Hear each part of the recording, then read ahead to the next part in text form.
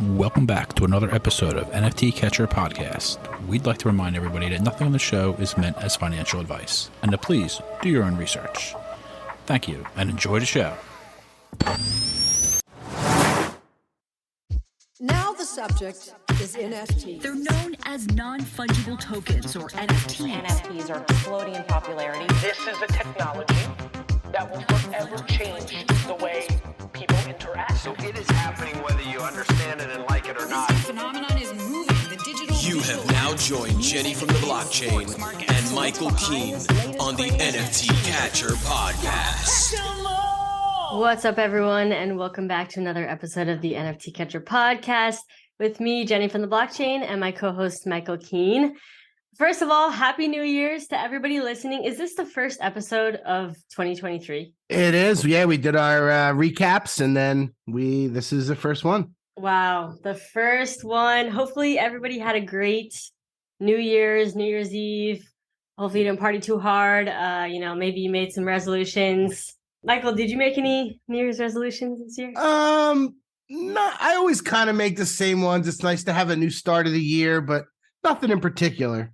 Mm-hmm. I typically don't make like a true on resolution. How about you?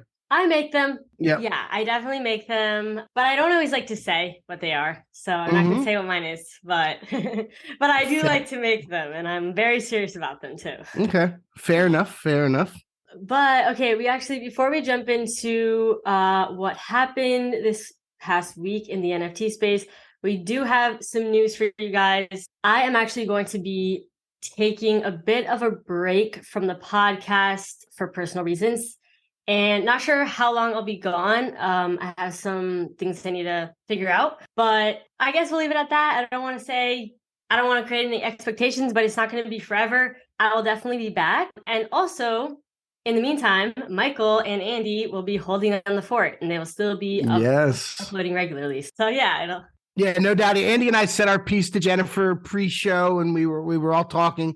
We're going to be keeping the seat warm the best we can. I know we're not going to be able to do it justice, but I think we're going to try and do some fun stuff in the meantime. And we support Jennifer 1,000%. So we're here. Whatever needs to be done, Andy and I are going to do some cool stuff, and hopefully everybody enjoys it. Yeah. And we even have a Sunday collab episode already planned and everything, or you guys have planned and stuff. So things are happening, folks. Like I said, I will be back. It is temporary, but yeah, just going to be taking a break for a little bit. But yeah, what are you? I know you kind of talked a little bit about what you're going to do when I'm gone, but I'm just curious if you can kind of share that with people. And also, who's going to be saying the intro? That's the hardest part. I'm like, I don't know what to say. I'm going to probably say exactly what you say, but we'll see how that goes.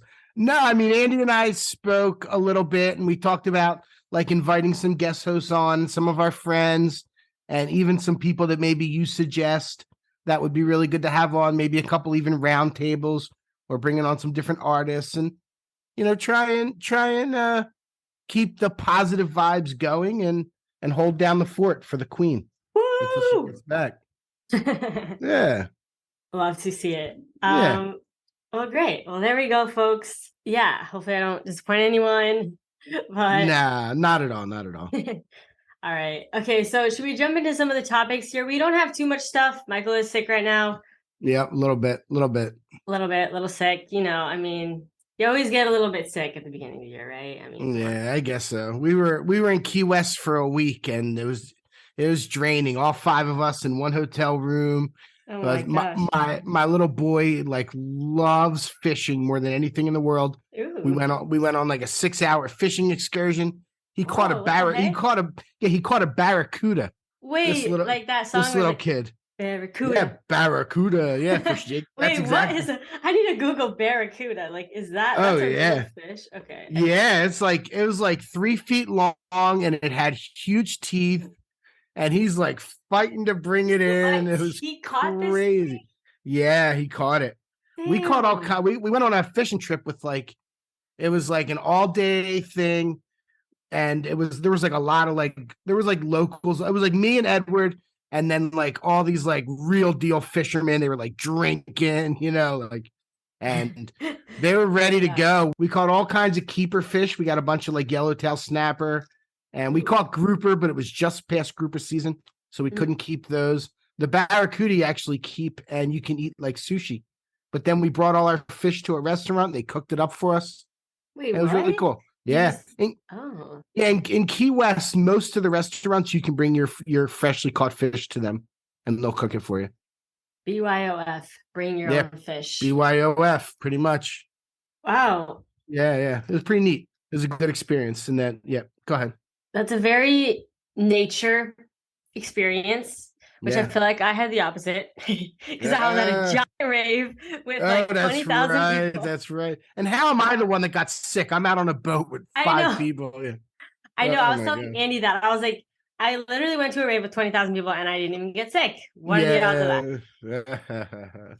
So I don't know. The rave was good. Decadence, right? Decadence, AZ in Arizona. It's a 2-day thing. I went both days. First day, apparently there was only 13,000.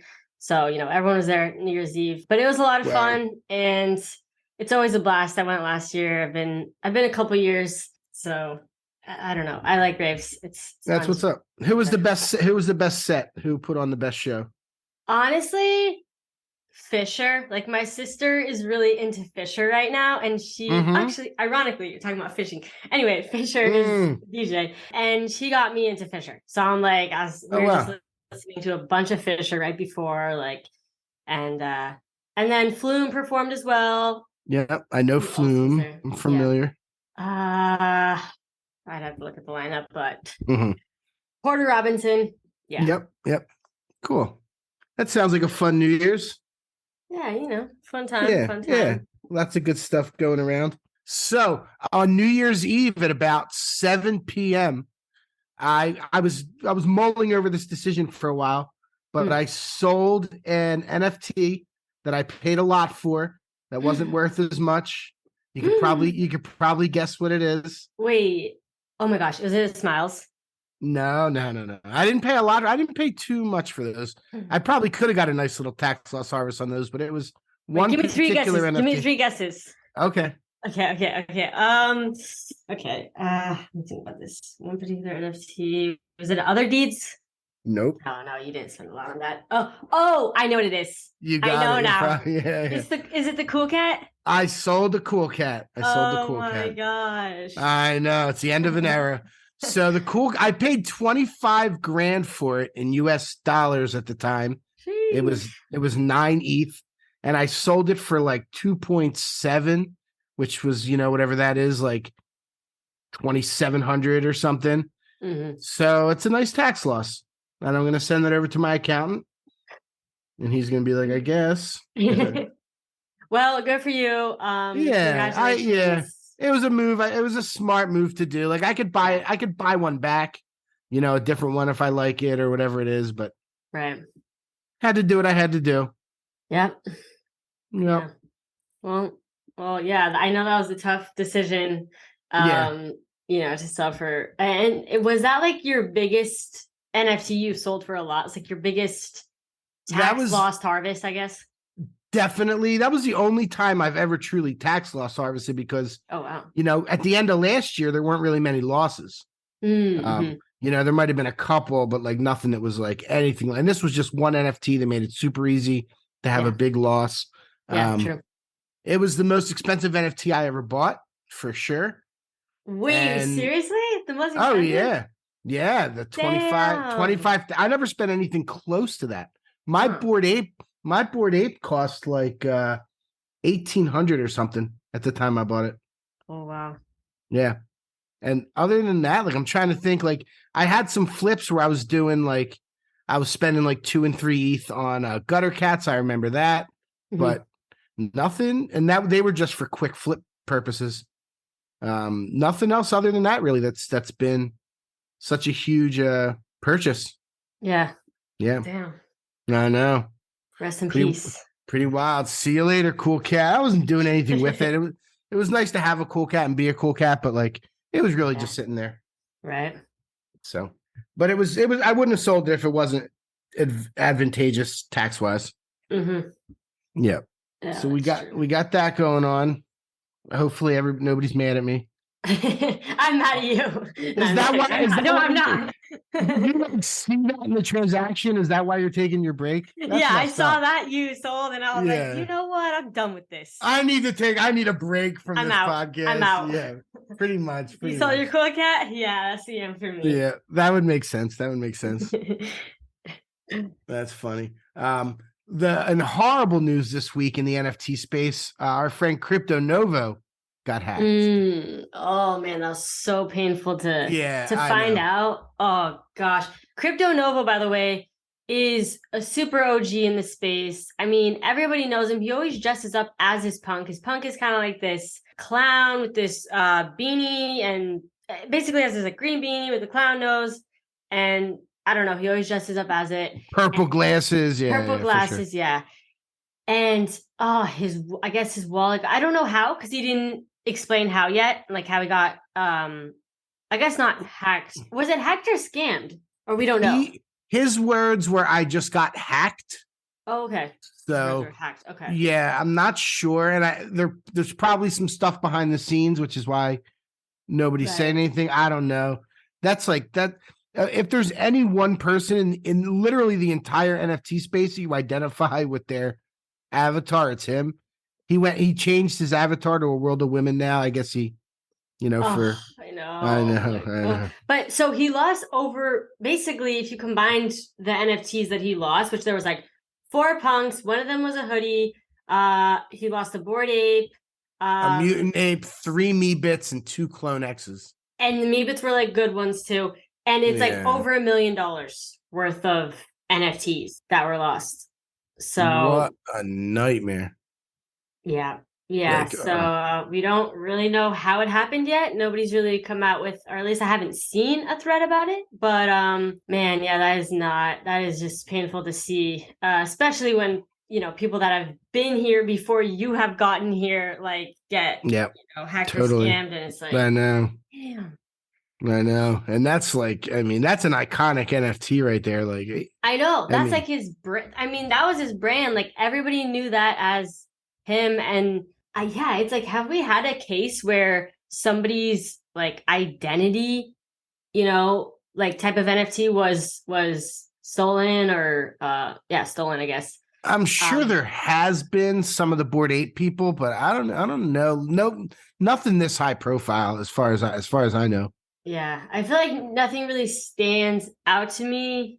Yeah, a bunch, but I'm sure maybe I'm just top of mind awareness. Like, obviously, I'm thinking Crypto Novo, but man, yeah, this was a rough one. Yeah, and also the COO of Artifact, like Clone X, he got hacked as well. I don't know if you saw that one.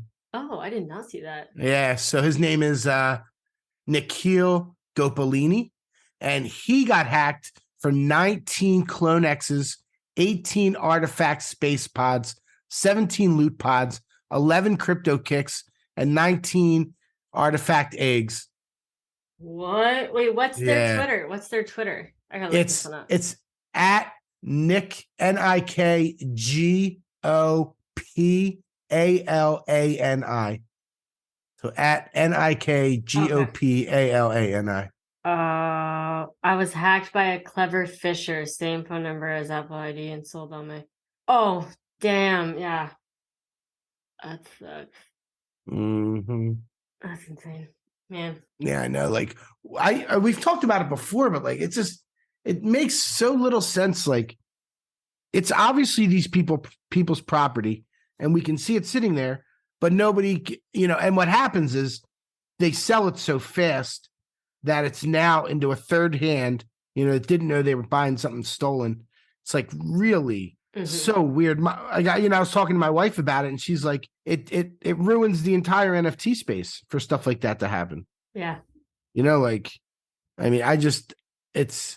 It's really, it's hard to even put into words like how bad it is for the space that you can just have your stuff stolen and no recourse.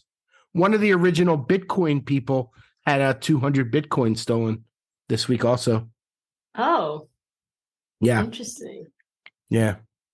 200, geez. I know. It's a nice amount of coin. Hold up. What's the price of Bitcoin right now? About 20 grand, maybe a little less. So 200 times 20 grand is what? 4 million. 4 million. Okay. That's pennies. Wait, Bitcoin's at 20 grand? Is it? What is it at 17? I don't know. No, I don't know. Just the fact that it's, oh my God, it's at 16K. Yeah, Bitcoin's been under 20 for a while. Wow. Wow. Just Yeah. wow.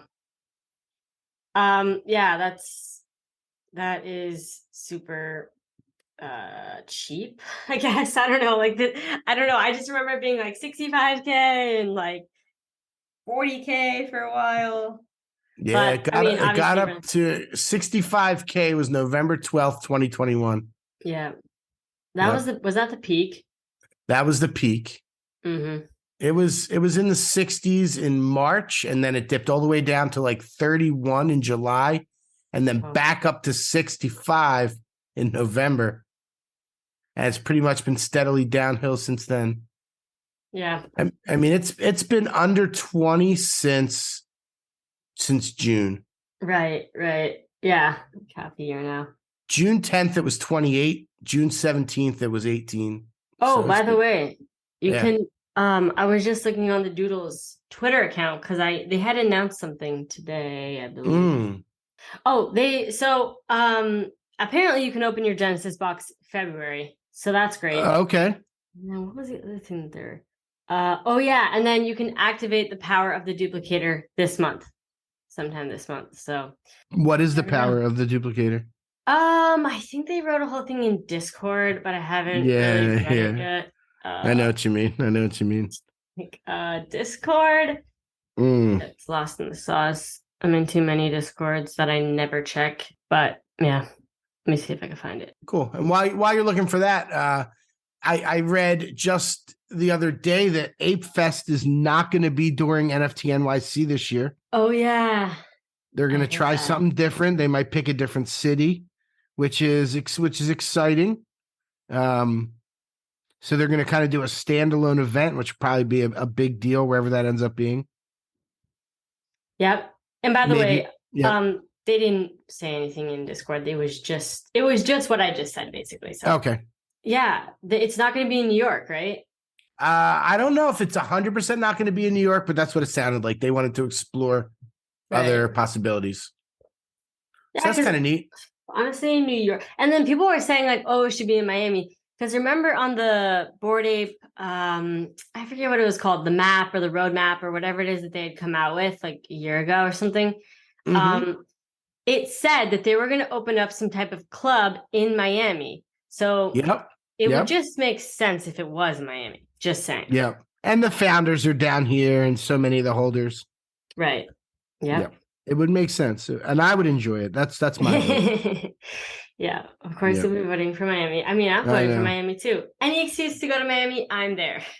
So what do we have? We have VCon is in May and NFTNYC is in April? Or isn't it in April? Yeah. I'm not 1,000% sure if I'm going to do NFTNYC for a third time. Ooh, I know. I was thinking about that because I'm like, I'd love to go to VCon again. Yeah, VCon. If I had to pick, I'd probably pick VCon. Yeah.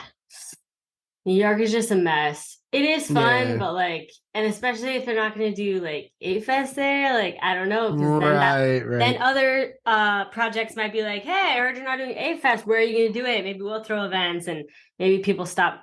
I don't know. Maybe there's not as much happening in April in New York. This year. I mean, right? There'll still be stuff going on, but yeah, you're right. It's going to be, like people follow Yuga, what they do, and people might say, maybe it's out of, whatever it is. Yeah, I know. I've been seeing Betty pull for this for a while of like breaking off from NFTNYC and everyone kind of creating their own. So I don't know. Maybe that's what's happening here. Yeah. If anyone can do it, obviously Yuga can. Yep, for sure. Well, that's cool. So the beginning of the new year, a lot of stuff is up. I don't know if you've been looking at the floors. Things have been pumping. So, I mean, obviously people do a lot of, tax loss harvesting at the end of the year. So I'm kind of skeptical about this pump because, people are like, oh, NFTs are back. I'm kind of feeling like, maybe they're buying back what they sold for a loss, or maybe, I don't know, but I don't know what to think about it yet. I'm just kind of like watching and I'm like, yeah, it is interesting to see a lot of projects, pumping a little bit. Yeah, it's nice to see green. When I look at 7-day floor price change, the Bored Ape Kennel's up 33%. That's up to 12 ETH. Mutants are up 8% to 18.7. Even Bored Apes up a little bit to 81.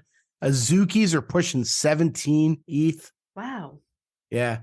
Goblin Town is up 70% in a week to 1.15. They sold 437 of them in the last week, which is a lot. Jeez. Moonbirds is up 20% to almost 10. What else we got? Wrecked Guys crushing it, 1.79 floor on that. Wow. Very nice. Yeah, and have you seen the Pudgy Penguins has done really well. Let me find it. There's up to 7.1 ETH floor on the Pudgies. Oh my gosh. I saw that. Yeah. Yep. 7.1. What else is doing really well? I mean, Rug Radio Genesis is up to 0.66. It's up 80% in a week. Sappy Seals is up 50% to 1.6. Pretty impressive. Yeah. Pretty impressive. That got me thinking of, didn't OSF promise to get a tattoo? I'm scrolling through his Twitter right now. I'm like, yeah, end up getting that tattoo. At 1 ETH. I hope so. He's a man of his word, I'm sure. So if he promised it, he's going to do it. And I know he's not supposed to cut his hair until 4.2 ETH. Oh. I know. Mm-hmm. Pretty wild. What else happened? We talked about that and that. There was actually an arrest made. I don't know if you saw this. Some dude, let me pull it up real quick. The Mutant Ape Planet. I don't really remember the project very well. It came out in January of last year. The guy that put it out, he quote unquote allegedly defrauded investors of 2.9 million and admitted to the rug pull. He said he didn't want to do a rug pull, but the community got so toxic that he just did it. He was at JFK God. International Airport. There's a French guy named Orlean Michel and stole $3 million and he got arrested. Interesting. Yeah, so they're going after some people that I bet there's some people shaking in their boots that really did some nasty rug pulls because there was a lot of them like that, There's a difference between like a true rug pull and then like just one that they didn't have the business acumen, they tried. There's different levels of it. Mm-hmm. Yeah. There's speaking of rug pulls, I don't know if you've seen CoffeeZilla's videos. Actually, this was my first time watching CoffeeZilla, but they came out with this 3-part video series essentially, and they each got millions of views. I mean, this guy, he's like basically this like investigator that also will look into stuff on the blockchain, and he has like millions of subscribers on YouTube. He did a whole investigation on Logan Paul's, I forget what it's called now, but it was like some crypto egg thing, his Crypto Zoo project or something. Crypto Zoo. Yep. Right. I remember that. Yep. Yeah. And oh my gosh, it was so interesting, like watching that because there was so much. And then Logan Paul made a video, which actually made the situation kind of worse. But basically, he hired a bunch of criminals to run his project. That's right. So it was like a scammer hires other scammers and then they scam each other and they hurt the investors along the way. But it was like, so I don't know. It was interesting. Just a lot to it. But I even looked on OpenSea and it was pumping. Of course it was pumping. And people were like buying, I don't know, probably because they were like, oh, this is getting attention now. But yeah, I think it was at like literally at 0, and then it when I last checked, it was at like 0.12 or something, like the floor on these eggs. It's so amazing, right? That any publicity will start a project selling. It's like so weird. I know, even if it's bad, like it's like it literally came out and then let's just buy this now. Yeah. Yeah, I think it's just people trying to gamble and make more money, or right. A lot of people probably buy it and then list it for sale immediately at like $10 profit. But hey, I hope the bag holders got out. Like I hope they took that chance with that pump. Yeah, for sure. What was the one Logan Paul was doing with 100 photographs? Yeah, it was. I was watching that one because it looked really cool. I don't remember. And they were selling for more than 99 originals. That's what it was. Mm-hmm. They were selling for more than I wanted to pay for them. The DAO has 1.8 million in it. Let's see.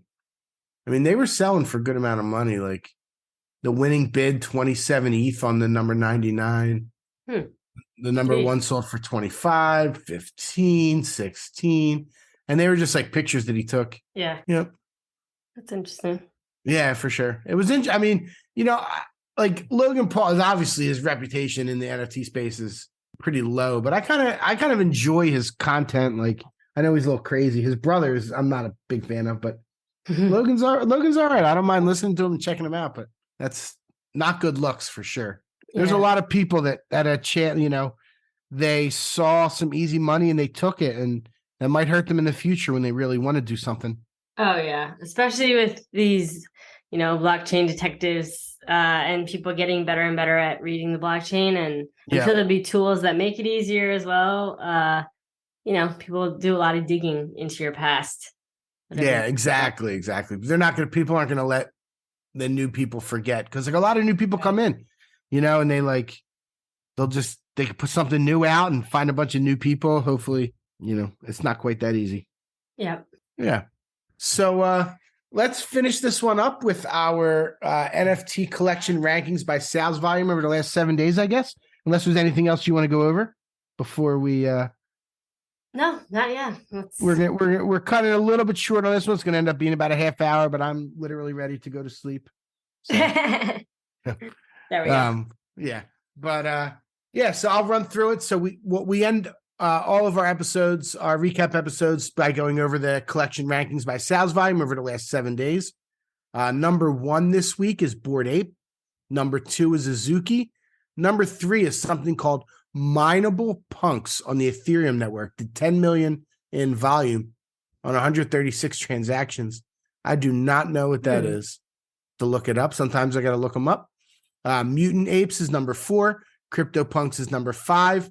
Kennel Club number 6, and Other Deed number 7. What that means is 1, 2, 3, 4, 5 out of the 7 projects are Yuga. Yuga still dominating. So Rare, the soccer/football kind of fantasy platform, number 8. Tayo Pilots, a Solana project, is number 9. And Utes. We know Utes is also a Solana project. That's number 10. There we go. Interesting top 10 collection volume this week. Yep. Yeah. Okay. Well, with that said, once again, thank you all for listening. I will be back soon. Not sure when. But in the meantime, Michael, appreciate you for holding down the fort. And Andy, you as well. I'm sure all the guests you guys bring on are going to be awesome. And this is going to be... Yeah. Maybe I should be listening to these actually while I'm away. That would be nice. Hey. What's happening while I'm gone? I'll get notes. I'll get like messages like, why did you say that? Like, it's not... How dare you? Yeah. Nah, but in all honesty, we love you, Jennifer. And I'm glad you're doing what's best for you. And, can't wait for you to come back whenever you do. But we will hold down the fort, and you have our 100% support, whatever you decide. Woo! All right, folks. We will catch you in the next episode. Peace. Peace.